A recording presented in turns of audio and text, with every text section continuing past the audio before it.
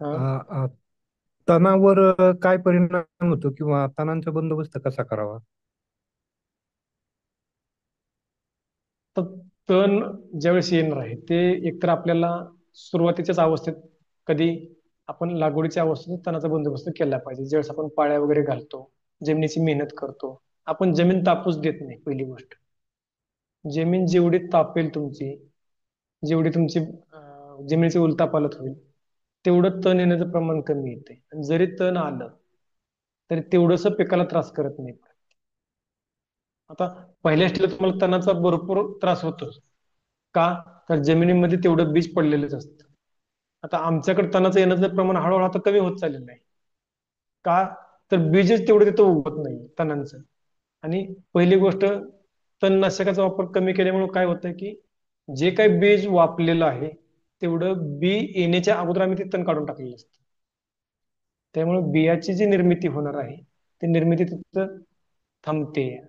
आणि बऱ्यापैकी आम्ही जमिनीवर आच्छादन ठेवतो. आच्छादन ठेवलं की तणांची वाढ कधीच होत.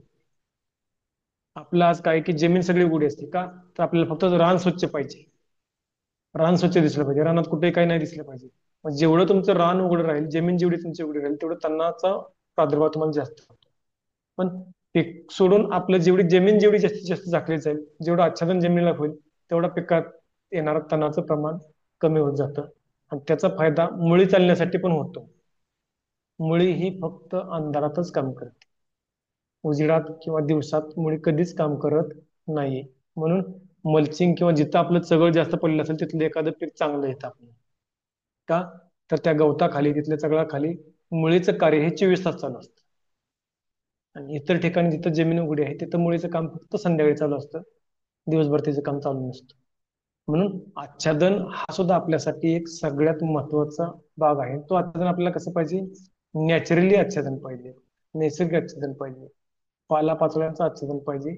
म्हणजे त्याच्यातून आपल्याला एकतर खतांचाही पुरवठा होतो, जमिनीला काडी कचरा पण मिळतो, त्याच्यातून कंपोस्ट खत पण तयार होते, जमिनीत ह्युमसचं पण प्रमाण वाढते, बॅक्टेरियाचं पण प्रमाण वाढते, आणि मेन म्हणजे आपल्या गांडुळांना पण खाद्य मिळते.